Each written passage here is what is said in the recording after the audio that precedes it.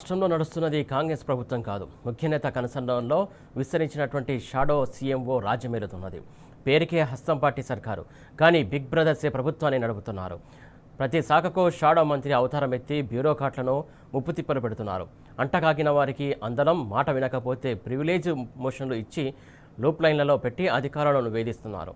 రేవంత్ సర్కారు తీరుపై బ్యూరోక్రాట్లు మగ్గుమంటున్నారు.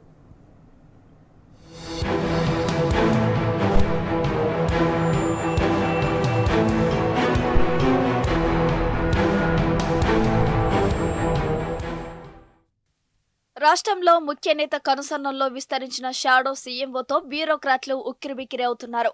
Shadow CM ఆదేశాలు పాటిస్తే అందలం, వినకపోతే వెంటనే బదిలీ చేస్తున్నారని మండిపడుతున్నారు. ఇక ముక్కుసుడిగా పనిచేస్తే చేతకాని వాడిగానో, అవినీతి పరుడోనో ముద్రలు వేసి లూప్ లైన్ కు పంపిస్తున్నారని ఆందోళన చెందుతున్నట్లు సచివాలయ వర్గాల్లో చర్చ జరుగుతోంది. మంత్రి కొండా సురేఖ, ఓఎస్డీ సుమంత్ వ్యవహారం అంతా ఇద్దరు షాడోల పర్యవేక్షణలో జరిగిందనే సమాచారం. రోహిణి రెడ్డి కార్యాలయంలో సుమంత్ పారిశ్రామికవేత్తను గన్తో బెదిరించాడనే విషయం తెలియగానే షాడో హోంమంత్రి బయటకు వచ్చినట్టు తెలుస్తుంది. స్వయంగా ముఖ్య నేత ఆయనకు హోం బాధ్యతలు అప్పగించారని ప్రచారం జరుగుతుంది. పోలీసుల బదిలీలు, పోస్టింగ్లు అన్ని కూడా ఈయన చేతుల్లో ఉన్నాయని టాక్.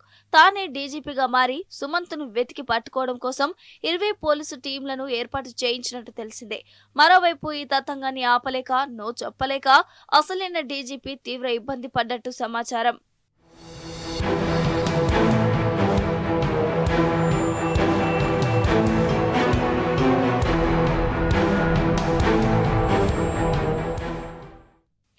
ఎక్సైజ్ శాఖ మంత్రి జూపల్లి కృష్ణారావు, సీనియర్ ఐఏఎస్ సయ్యద్ అలీ, ముర్తాజా రిజ్వీ మధ్య సాగిన వివాదంతో బ్యూరోక్రాట్ల పనితీరు మరోసారి తెర మీదకు వచ్చింది. ప్రైవేటు సెక్టార్లో జీతం ఎక్కువ వస్తుందనే రిజ్వీ వీఆర్ఎస్ తీసుకున్నారని కేబినెట్ భేటీ అనంతరం జూపల్లి చెప్పారు.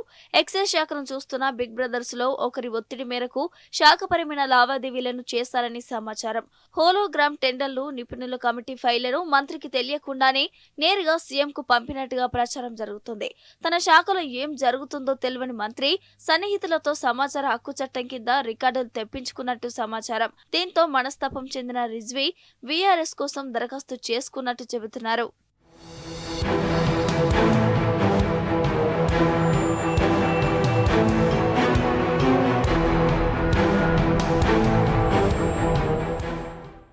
రెవెన్యూ శాఖలో పదోన్నతుల వ్యవహారాన్ని షాడో సీఎంఓకు సమీపంగా తిరిగే సీనియర్ అధికారికి అప్పగించినట్టు ప్రచారం జరుగుతోంది.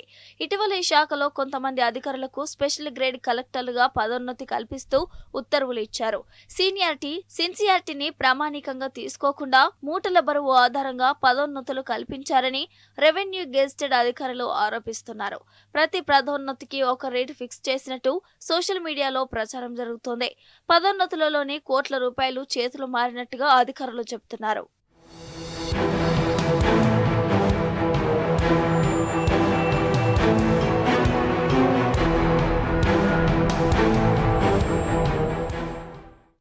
పోలీస్ శాఖలో మాట వినని వారిపై షాడో హోంమంత్రి కక్ష సాధింపు చర్యలకు పాల్పడుతున్నారని ఆరోపణలు వినిపిస్తున్నాయి.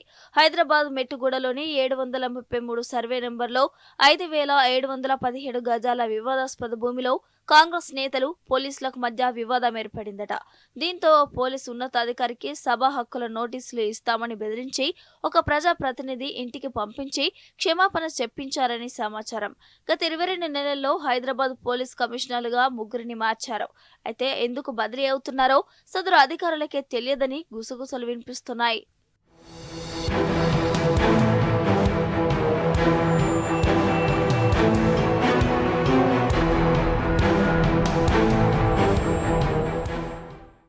కాంగ్రెస్ ప్రభుత్వంలో సీనియర్ బ్యూరోక్రాట్లు 2 వర్గాలుగా చీలిపోయారని సచివాలయ వర్గాలు తెలిపాయి.